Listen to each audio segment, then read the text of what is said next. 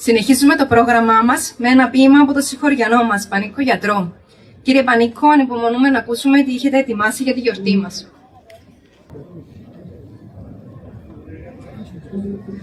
Το σημερινό ποίημα είναι μια διαδρομή που ξεκινά αρκετά χρόνια πίσω, πριν από την καλλιέργεια της μανταρινιάς στο χωριό μας και φτάνει μέχρι το σήμερα.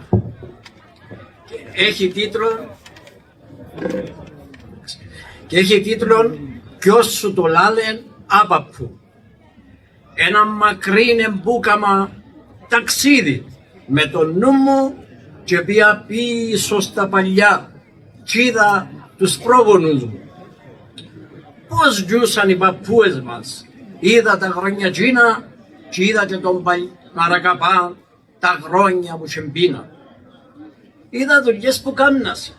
Καθένας πώς επέρνα με δίχα αυτοκίνητα, τηλέφωνα και ρέμμα. Όπου θκιανεύκετουν ο νους ούλα να τα πισκάσει και θόρουν τους παππούες μας. Θεέ μου, χαρά στην κράση. Άλλος με κούσπον πολεμά κρεμούς για να ξορτσιάσει κι άλλοι σβανάε και κουνιές να κατακόφκουν δάση. 5-6 ασχέκια ίσομα για να καλλιεργήσουν έσω τους τα φαϊσιμιά μόνοι τους να γιορκήσουν. Ποτσί βοσί, ρεσπέριες, ζευκάρι με τα βούθκια, ψουμιά, χαλούμια, όσπρια να έχουν τα κοπελούθκια. Άλλος πληθάριν έκοφκε, με κόντιλου και χώμα κι είδα και γέρους στην βροσή να τσιλιντρίζουν δώμα. Δυο κάμαρες στα σπίτια τους, με πέτρες και με δώμα και εξώπορτα οι τσούρες τους κι ο γάδαρος ακόμα. Πού να βρεθούν τότες δουλειές, να κοψουμίν, λίες ελιές κι αν εγιόρκα μια μπουτσά, φάτσες φασούλια για κουτσά, το πλάσμα να χορτάσει κι άτε το πάσκαν όρνηθαν κι αν είχασι να φάσει. Λουμένοι μες στα δρώματα, τα ρούχα τους σιλούρκα, τρίσα σελιές στα σπίτια τους, μια μάντρα κουβελούθκια. Αγράμματοι, ματίμοι, με ζήλιες, μη τευτόνους, ολοσταδρό που υπογραφεί κι τόκα δεκατόνους.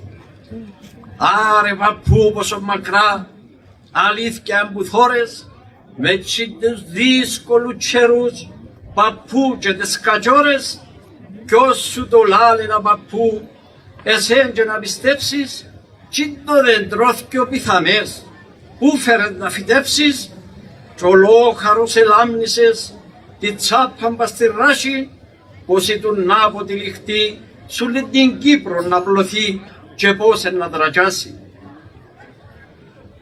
Παππού, τσινή μαντορινιά, που σκέφτης να φυτέψεις, έθελα να σου σήμερα να δεις για να πιστέψεις.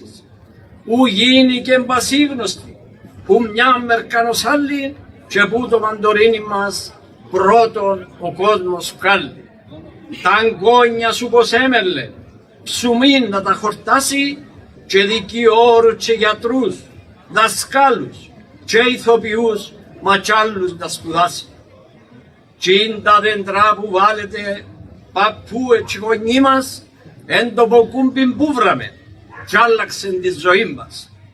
Ευχαριστούμε σας πολλά με όλη την καρδιά μας για μας που τα φυτέψετε και που μας δασκαλέψετε για την μαντορινιά μας, που κάνει το καλύτερο στην Κύπρο μαντορίνη. Να είστε καλά κι που είσαστε και αιωνία μνήμη.